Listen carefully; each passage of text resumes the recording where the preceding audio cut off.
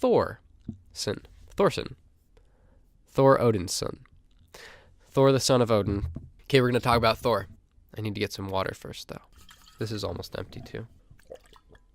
Thor's Arc. What is Thor's Arc, you may ask? Well, if you haven't watched Thor 3, Thor 1, and Thor 2, and the Avengers in the last 7 weeks, I've watched Thor 1, 2, Thor 3, and the original Avengers and Infinity War. So if you haven't done that like me, then you may not realize or remember what Thor's arc is and what the point is, guys. What the point is, what Thor's story is. And Thor's arc more or less culminates in Ragnarok in reality. But still thought I'd talk about it anyway. It's still interesting to this movie. So Thor starts out in the first Thor movie, Thor the First Thor, as Mr. Sunday Movies would say, and he is all ready to become king.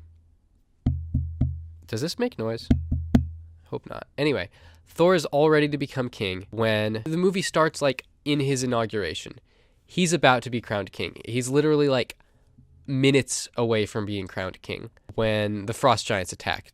And on this day, I, Odin Allfather, proclaim you the Frost Giants. Loki lets the Frost Giants in, so then, Thor gets mad, goes to the Frost Giant place, gets in trouble, gets banished to Earth, etc., etc. So he was almost going to become king. Now, had that been allowed to happen, in theory, Thor may have become king, ruled over his people. Loki wouldn't have sent Odin to Earth, and then, etc.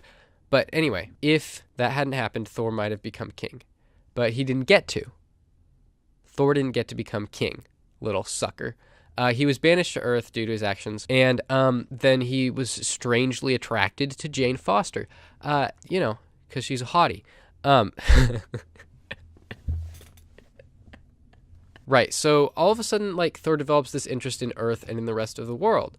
At first, they're just like, oh, we're Asgardians, protector of the 9 realms. So he develops this interest in Jane, but he has to go back to Thorland. So he goes back to Thorland, Asgard. And then in the Avengers, he comes back to Earth to get Loki, right? Loki finally showed up, and they're like, oh, good, I can get Loki. So he goes back to Earth to get Loki, fights for Earth a little bit.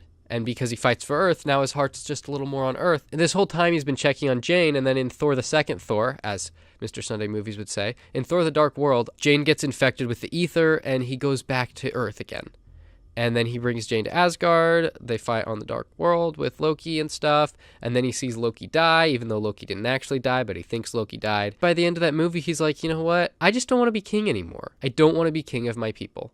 I don't want to be the king. I'm not the king. That's not who I am. That's not my identity. That's not what I feel like on the inside, no matter what I look like on the outside. On the inside, I'm not the king. So, his dad was like, well, you got to be true to yourself. It wasn't his dad, though. It was actually Loki. But anyway, so my point is that at the start of the first movie, he wants to be king. He's ready to be king of his people, but he doesn't get to. And then by the end of Thor 2, he doesn't want to. Okay? So he deserts his people. He comes back to Earth for the Age of Ultron. While he's there, he has this vision where he sees the Infinity Stones and he sees his people all in hell. And he's like, well, okay, I got to go find these Infinity Stones for some reason because, plot. Stays away from his people. Because he's staying away from his people, he doesn't realize that Loki's actually impersonating his dad, that his dad's not in Asgard. And since his dad's not in Asgard, his dad isn't kept alive. Because his dad isn't kept magical and young and healthy and whatever. Anyway, what I'm getting to is because Thor didn't get to become king in the first movie, he ends up developing an attachment to Earth. Because he develops an attachment to Earth, he ends up thinking he lost Loki. Because he thinks he lost Loki, he ends up not wanting to become king because he doesn't want to become king. His dad isn't kept alive. Because his dad isn't kept alive, Hela is allowed to come back. My life was all that held her back, but my time has come. Because Hela is allowed to come back, half his people get killed. And so the point that I'm trying to make is Thor's arc is he wants to become king, is forced to not be king. He then doesn't want to become king because he isn't focused on his people. His people are unprotected and they all get killed. Not all of them, but a lot of them get killed. That's Thor's arc. It starts in Thor the First Thor and it more or less ends in Ragnarok. He wants to be king. He can't be king. He abandons his people and then they all get killed because he wasn't there to protect them as king. But at the start, he wanted to be king. And at the end, because he wasn't king, they all die. So that's kind of his arc, I think. To me, that's what Thor's arc is. So that's why Jane is gone after Thor 2, because her only function was to distract Thor from his people.